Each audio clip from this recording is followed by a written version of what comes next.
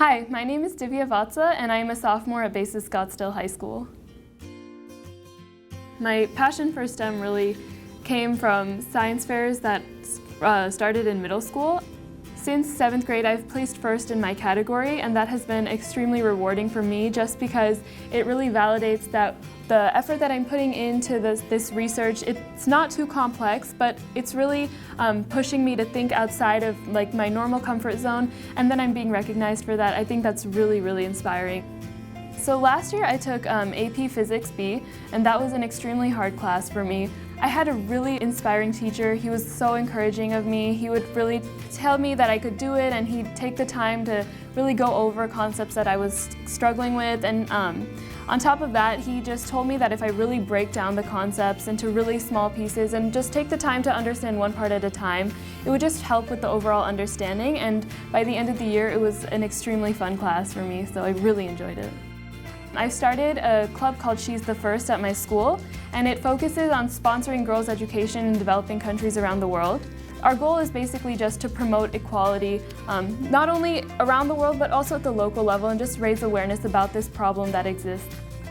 AP Biology is an extremely interesting class for me that has really solidified my interest for pursuing medicine. But on top of that, I've been taking online computer science classes as well as AP Computer Science at my school. And it's so fascinating to see that whereas in the physical world, we're limited by a lot of physical limitations, but with computer science, there's no limitation. You can do whatever you want. You can create as many games, or you can create solutions to cancer. There's such a wide array of what you can do with computer science, and I think that linking that with biology is a very key step for the future in finding cures to different diseases and problems that plague the world today.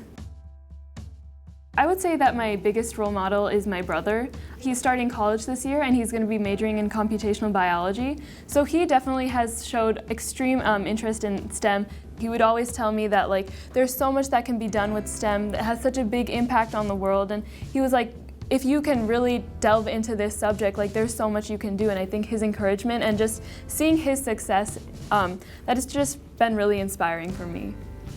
A lot of times I think the biggest problem is that we aren't motivated enough to push forward in our studies, and we think that we should just take the easy way out and put off our homework and kind of just play video games or go outside and play with our friends and hang out. But I think if you really put it into perspective, we really should be grateful about the education that we're receiving and all this knowledge we're learning, because it's just creating so many more opportunities for us when we grow up to explore so many different fields. And I think that's a really important thing that I tell the kids who I mentor and tutor sometimes, is just that really take advantage of what you're learning and really be grateful for what you're learning, because if you were in another part of the world, you might not have the same access to that. And I think putting that into perspective really just gives them that motivation that, yeah, they have this really special opportunity, so they should take hold of it and really go as far with it as they can.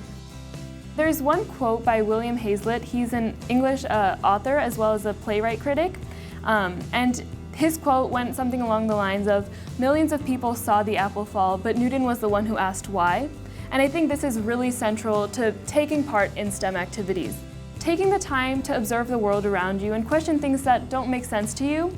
With that, you already have started to research and really open your mind to the world as it is and see how it truly is, and really begin to understand how it works. And I think that's really important, to just not accept things at their surface level and really delve into them. A lot of times when you look at the STEM community, you think there are lots of geniuses or prodigies out there who are just, their brain is working at a higher level and they're just functioning at such a better level than we are, and that we can't really go to that level and discover all these amazing things about the scientific world.